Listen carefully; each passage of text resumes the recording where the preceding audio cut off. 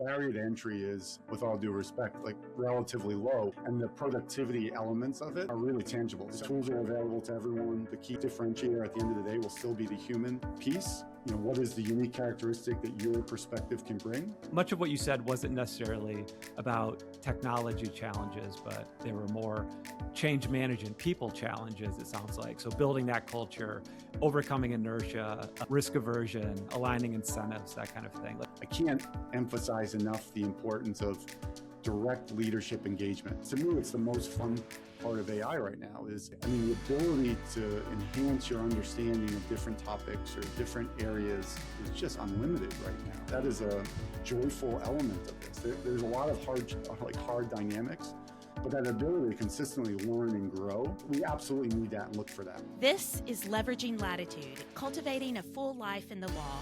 Please join us on our journey as we discover how to leverage the hard work of becoming a lawyer to achieving success and leading a rich and fulfilling life in the law. Hi, everyone. Welcome back to Leveraging Latitude. Today, we're diving into a timely topic at the intersection of innovation, AI, and the future of legal work. Today, I'm joined by my co-host and colleague, Jay Harrington. Jay leads our Detroit office and is well known among the legal community for his LinkedIn takes on business development and the future of legal work. Jay isn't a stranger to podcasting, but does join us for the first time on this show. And so now I'll pass the mic to Jay to introduce our featured guest. Thank you, Alex. And yeah, it's a pleasure to welcome Bill Ryan to the podcast today. Bill is Senior Vice President and Chief Compliance Officer with AT&T. He leads AT&T's LegalEdge, which is a technology-enabled center of expertise using an AI-first approach to deliver legal services inside the company. Bill, welcome to the show.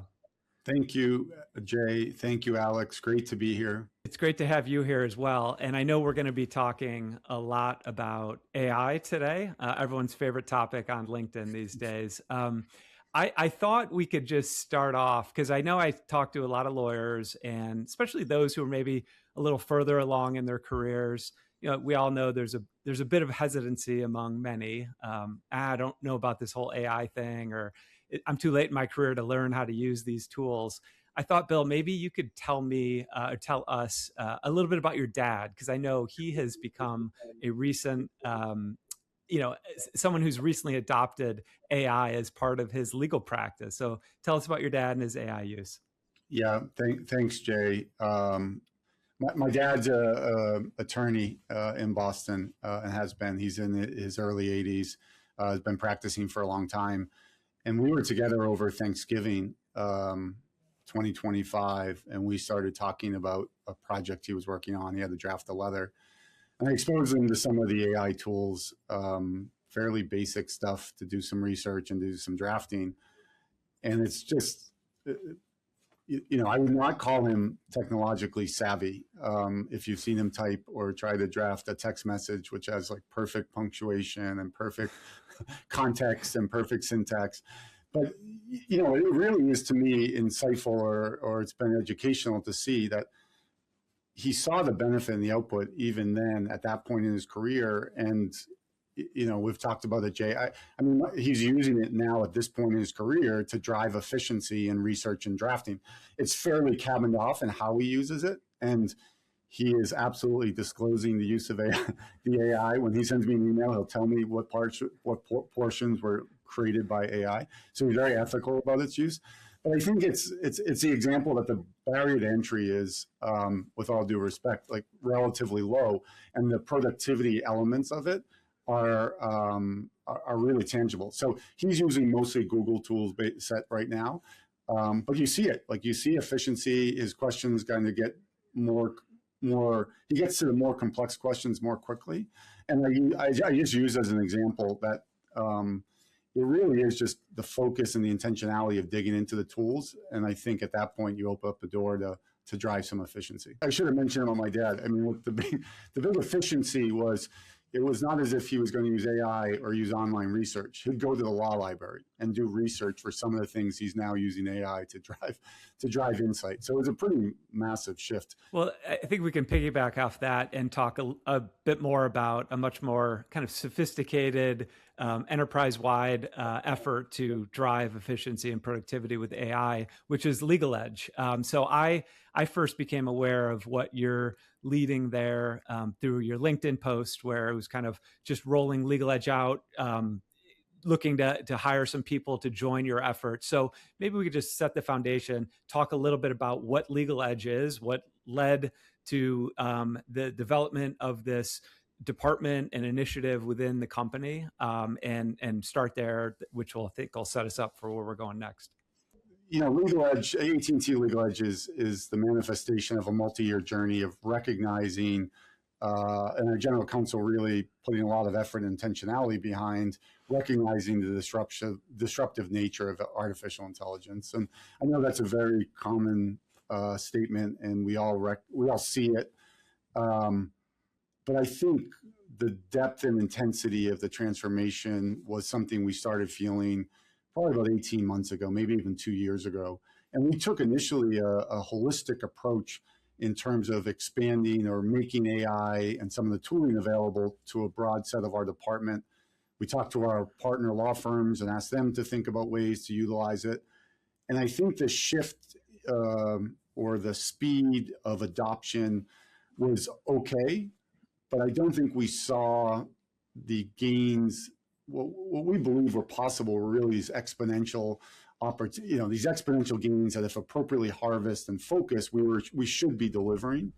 And so it was late last summer, less than a year ago, August 2025, when we had a discussion and said, how do we accelerate the adoption and impact of AI? How do we ensure that we're driving the right levels of efficiency and output and really upskilling our work?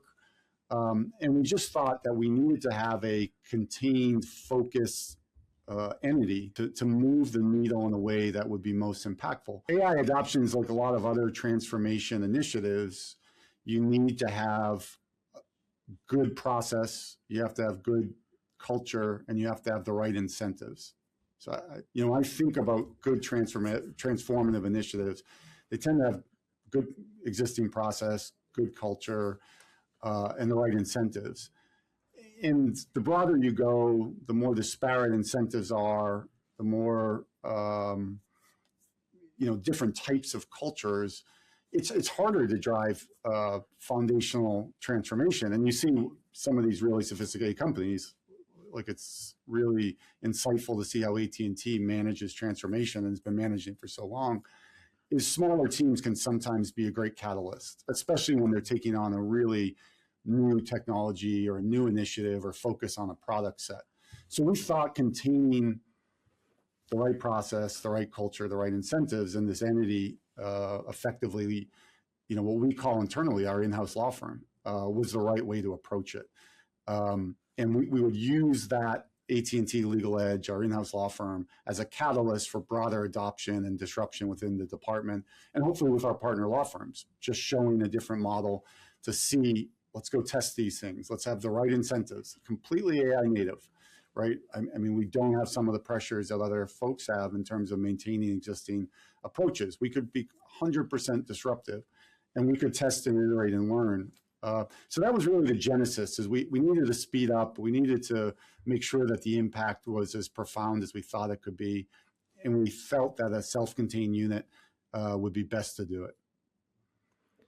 Yeah. And so you touched on a few things there that I wanted to follow up on, including just some of the challenges and what's necessary to make this transformation, to be a more AI first approach to a legal department or a law firm. And much of what you said wasn't necessarily about technology challenges, but they were more change management, people challenges, it sounds like. So building that culture, overcoming inertia, risk aversion, aligning incentives, that kind of thing. Like, what have you learned, or what has maybe surprised you, or what obstacles did you not foresee going into this that have arisen that might be applicable or interesting for other people who might be earlier in the stage of transformation, but looking forward, seeing what might be coming ahead? Jay, I think it's a super important insight topic question to pull the string on. And one, I'll acknowledge, I mean, we are really fortunate to be operating in the AI space at a company like ours, where we have an incredible AI infrastructure and an incredible team that really has been disruptive and driving lots of transformation across network, across our internal systems, across call centers. So you're constantly inspired by people that are solving really complex problems. And I think that proximity to that disruptive mindset, like everything I've effectively learned from watching people around me disrupt their ecosystem. So that's a massive advantage when you sit in proximity to those sorts of leaders. I think the change management piece was harder than I thought it was going to be. And I still haven't fully figured this out.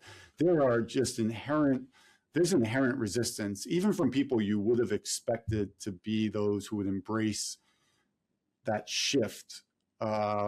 It's a harder process. And I honestly, I can't put my finger completely on the why of it. I will just acknowledge that, not unique to the legal department, but just even talking to peer companies and others in the field, the depth of adoption is really varied. And people who believe they've fully adopted or fully transitioned are probably really earlier in the journey. So I've been focusing and looking and trying to learn a lot more on what gets people on that.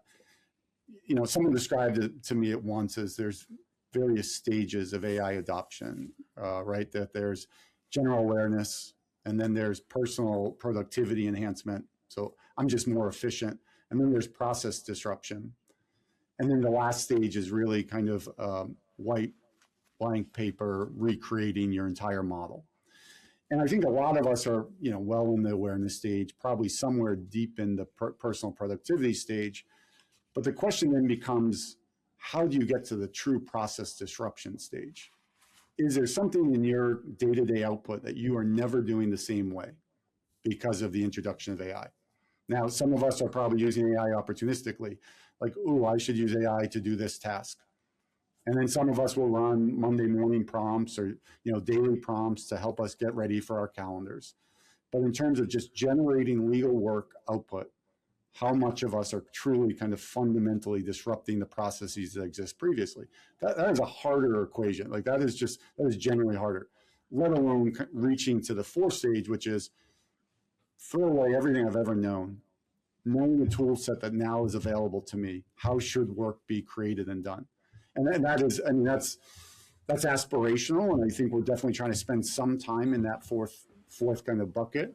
But helping people along that journey, and somewhere along that personal productivity to process disruption, there's stalling, or there's a pause. And I think what I've seen, the most effective organizations who are really able to do that. I can't emphasize enough the importance of direct leadership engagement. We've been talking to some leaders, some thought leaders in the AI space, and they're throwing around the quote of, you can't lead what you don't touch. And something as simple as that is really, really true in this space. And you can see disconnect immediately from leaders who have spent time in the tools from people who think they probably should have spent time in the tools. And leaders are recognizing that. And I think conversely, when I look around, our general counsel is a great example of it. I mean, he's spending a fantastic amount of time in the tools themselves, generating output and generating work product. That's standard setting. That makes it absolutely unavoidable that this is the direction that we're going to go. So I think from a leadership perspective, one of the things that I've really captured from the most effective leaders that I've talked to is direct personal engagement in the tool set. And maybe that sounds overly simplistic, but the credibility issue and the trust that teams have, we all know there's some skepticism about the toolings. It's got shortcomings. It has, it does have hallucinations. It does have issues. So there's already a trust gap. And when people see leaders, nevertheless, digging in, being fully committed to it, I think that's a little bit of a difference maker. I do see people's mindset shift a little bit. So that was one, that if you're being asked to lead a change, you personally have to have the deep familiarity with tools. And that's on a personal level, a professional level. I mean, I've signed up for every single tool that exists on a personal side, try to use it more and more, because I know I need to speak with it with credibility and with understanding of what is it good at, what's it not good at, to set realistic goals and really help the organization hopefully move along. So I think that's one. I think the second is patience, right? I think it's, someone gave me a really great analogy. You take some of these tool set, it's almost like hiring a new associate, right? The new associate comes in and it's only okay. I was not a very good first year associate. I got better over time because people invested in me. They trained me. They took time with me. They took me aside and said, don't do it that way, do it this way. It's not a perfect parallel, and I'm not equating it like on a human level, but it does, to make the tooling better, it takes a lot of intentionality. Give it the access to the right data set, modify the prompt, put on the conditions of output. Like, there is a coaching. It's a dynamic. It's a relationship. AI is a relationship. It's not a static tool set that's going to sit there. You need to invest in it to get the right output. So I think those are probably the two biggest things I've seen, Jay, is just direct leadership, modeling, and engagement. And then that patient side of treating the AI as a relationship that needs to grow, and there needs to be some mutual growth. How do I maximize its utility, and how do I help it maximize its function with my coaching and feedback? And I'm starting to see that help a little bit move the needle. Bill, I've got a question about how you decided to sequence the rollout of the transformation. So which buckets of work did you all decide to attack? What was the thinking behind it? You made the analogy to a junior associate or a first-year associate. You know that AI is not going to be perfect. Did you sense that some practice areas or some buckets of work were more ripe for disruption versus others? Share with us how you thought about that. We completely did. And I think, again, AT&T has been really thoughtful about ensuring that, if we're investing in AI, there needs to be a return. And we need to make sure that we're getting that, not everything has a discrete, direct ROI, but we're mindful of, if we're going to put time and energy and resources into this, we need to see some benefit. So we did want to look at areas where we thought that we could find an ROI. And we did think about just looking about how work had been produced over the last decade, that some of that,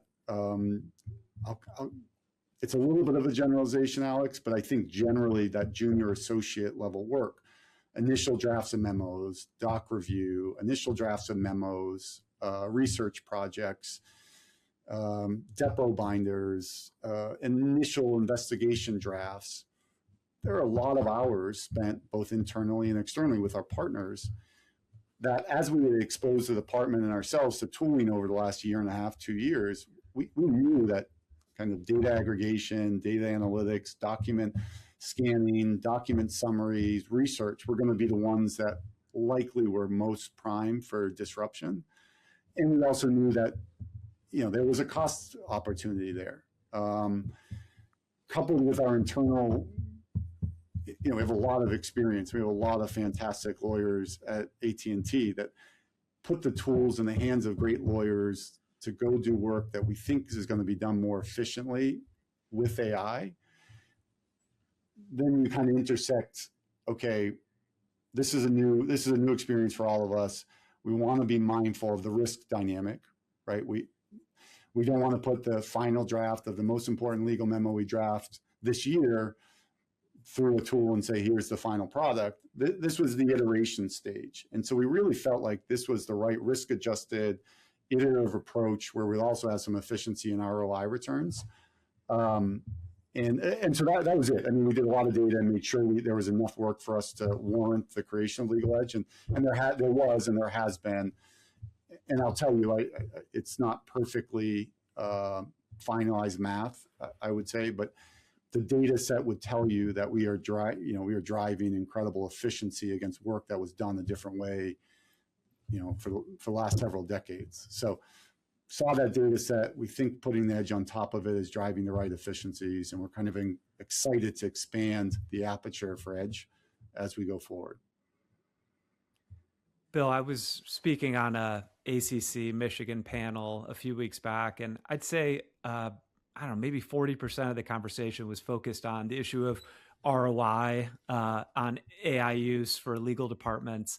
Any other thoughts on just where, maybe today it's driving efficiency with, kind of just more junior associate work. But in the future, as you see kind of the tools improve, the models improve, and as you're thinking ahead to like, what does ROI look like maybe a little bit out in the future? Have you given some thought to that? Like what legal department leaders might be thinking about in terms of, all right, how should we be measuring this moving forward, or what should we be looking forward to, maybe a year or two out? Yeah. Yeah, in our next podcast, I'll tell you how to prove ROI for a legal department. This is obviously a really complex question, and so it is not a simple answer. I think on pure cost, I think there's some data that would say that work product that we generate is more efficient than it's been generated historically. Just on an absolute basis, I feel pretty confident of that. But I think there's some other issues here that I think that ROI is a longer term question. I think the return, two things I would say is the tooling set, and we've seen this, right? We've seen this not just in the legal industry, but across all industries. The tool set that we're using right now, and this is not a controversial statement, will not be the tool set we're using 6 months or 12 months from now. A lot of the shortcomings, deficiencies will be cured. I'm a full believer in that. And so the ROI now is, I like to think about it as we're building the right systems, processes, culture, incentives for the future tool set that's going to be even more impactful than the current tool set. So even if we can only do certain levels of work now because we want to have that human in the loop and the human oversight and take some of the more risk-adjusted work, I do think the tool set's going to improve over time. I don't think a controversial take, but so I think there's ROI, Jay, in the sense of we need to figure out how to use these tool sets, and that is not an on-off switch. That goes back to the things we talked about in terms of culture and data and processes and incentives. So that's one. So that's not a number I can put right on a piece of paper, but I think it's the right approach because we need to be prepared as those tools improve. I think the other side of this is even if there weren't immediate cost savings, the reality of this is the complexity and amount of work is increasing as quickly as our efficiency. I don't know if it's one for one, right? I've heard anecdotal stories of courts being flooded by increased amounts of paper because it's a lot easier to generate 18 additional arguments in your complaint than it ever has been historically, right? You see that in terms of complaints we receive, the way customers communicate, the way, in the nonprofit space, I see an increased sophistication in terms of, memo preparation because everyone's leveraging the tool. So even if, everything else being equal, the amount of work that's being generated, it's not just us that has the AI tools, it's the counterparties, it's people that want to do bad things to your company. They all have access to AI. So the efficiency is almost a non-negotiable because I think the counter pressures are growing at the same rate that the efficiencies are grading. Maybe they're not the same rate. It's obviously probably a little bit of a stair step. But in that sense, Jay, as well, I think the ROI, I can't prove to you that every single thing I do is going to be, mathematically proven. But I think in terms of just the increased workload, the increased volume, the increased complexity of issues, the increased sophistication of our own clients, our own counterparties require a certain level of proficiency with AI just to meet that kind of swelling tide.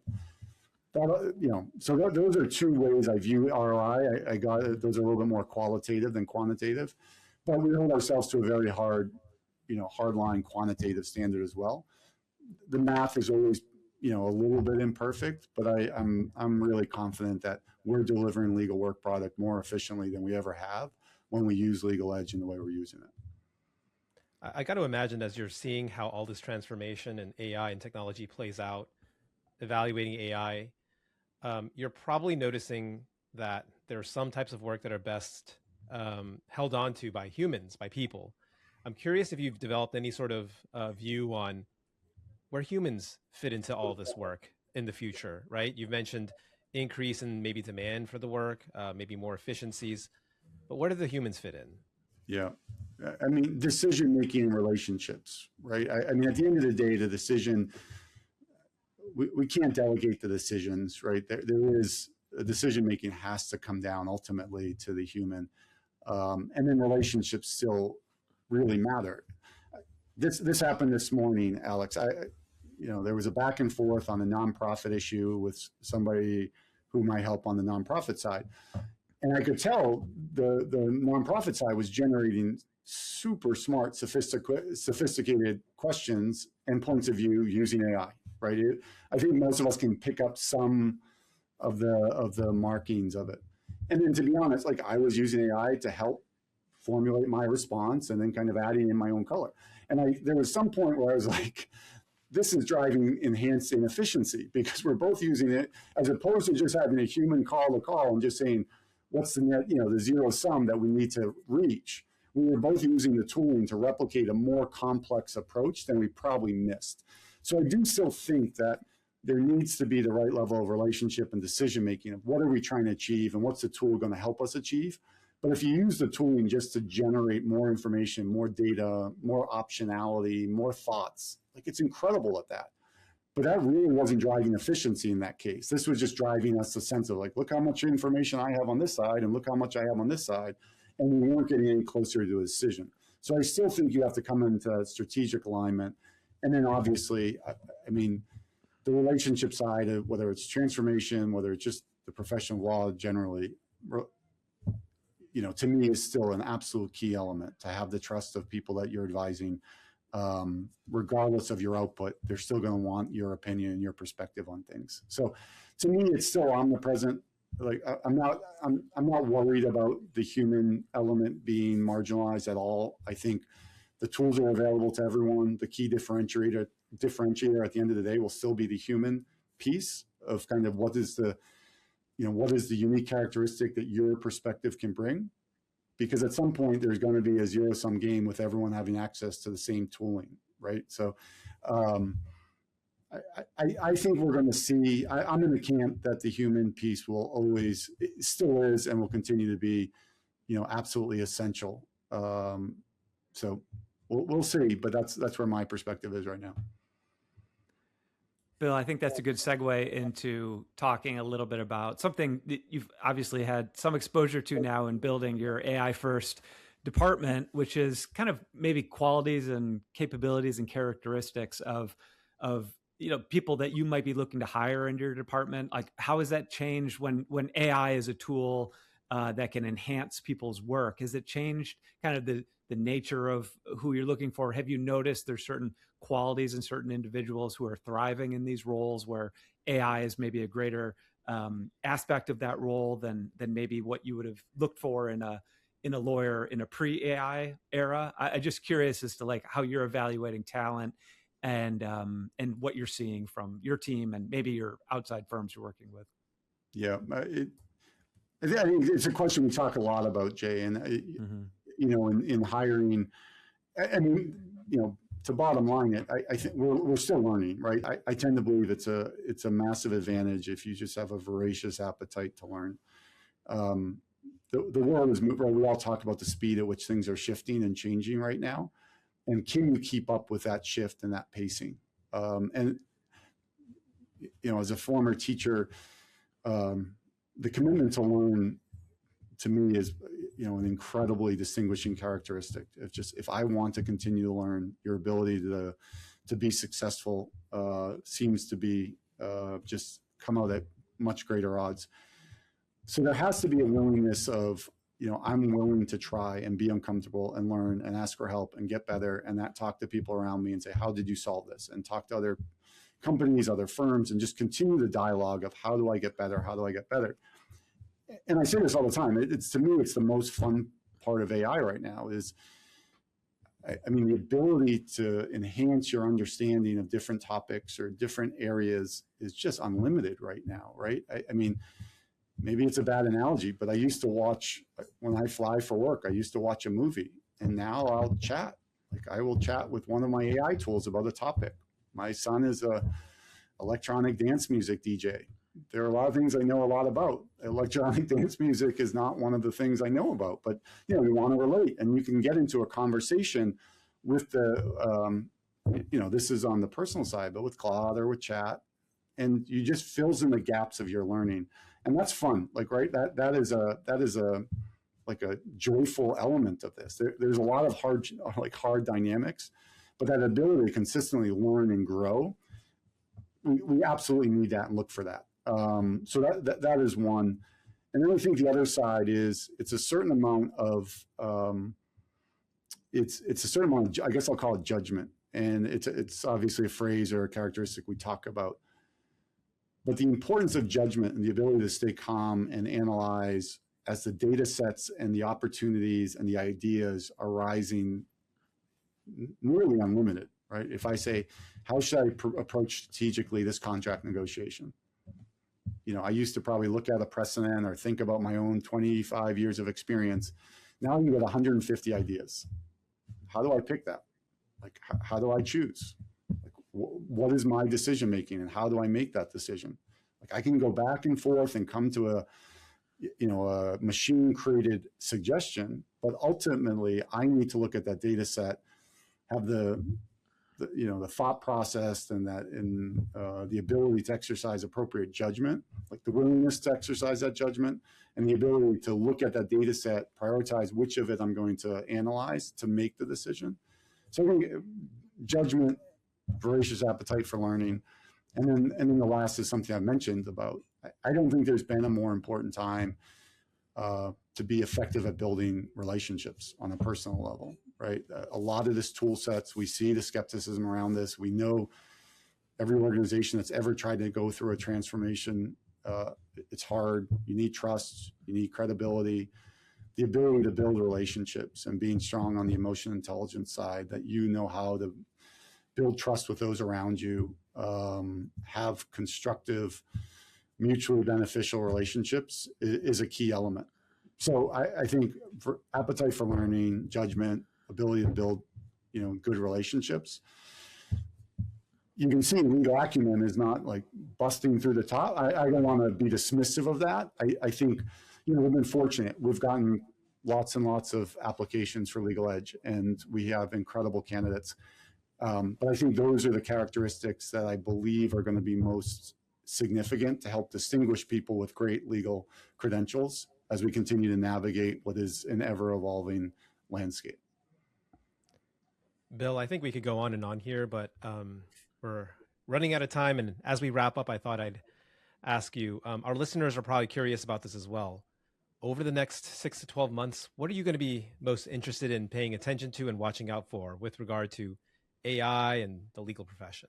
So I think, and I don't know if this is 6 months and I don't know if this is 12 months, but I think two questions that I'm watching really closely, they're pretty different answers, Alex, but I think one is, again, people who really know this stuff are very, very focused on the context layer creation and how to leverage data strategically to build the right tool, to build the right output, to build the right agents, to have the right agentic workflow, is really consistently, especially in the legal field, comes back to focused on and pulling on the right data set. We know we have the tools to analyze the data. We know we have the tools to create the right output. The question then becomes, do we have the right context layers to drive highly sophisticated, highly reliable legal output?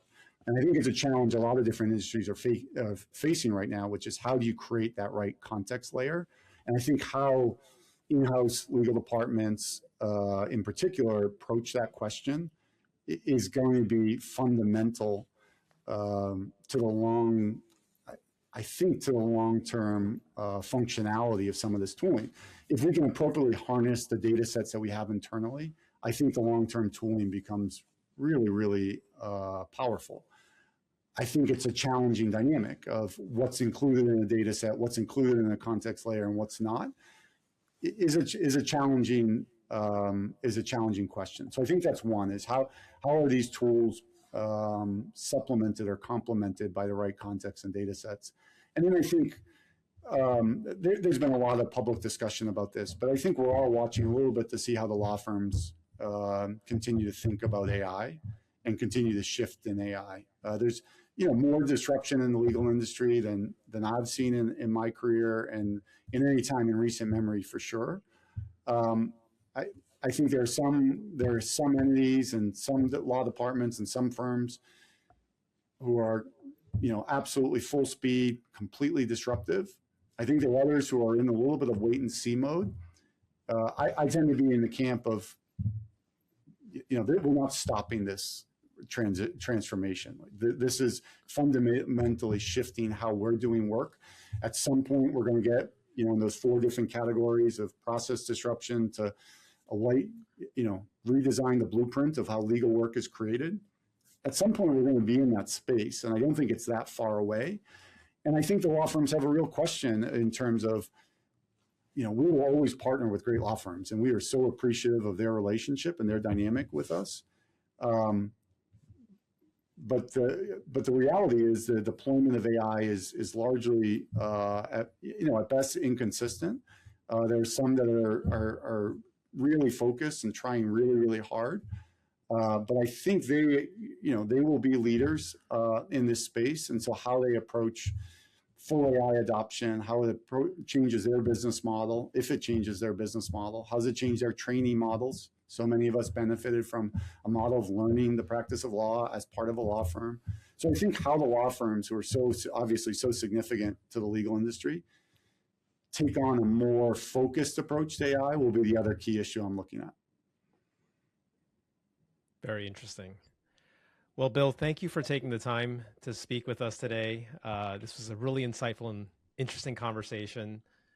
So where can people reach you if they ever want to learn more about you and what you're doing at LegalEdge and your thoughts about AI? I'm on LinkedIn. I try to be pretty responsive. I've benefited from a lot of great connections, especially talking around AI. And it's the fun part about it. It's because I think there's a common challenge for us, and there's lots of, everyone, we approach it one way, but I know there's a lot of other great models that are working just as effectively right now. So yeah, always feel free to reach out to me via LinkedIn, and always try to respond as much as I can. All right. Well, thank you again for your time. Great to chat with you today. Okay. Thanks, Alex. Thanks, Jay.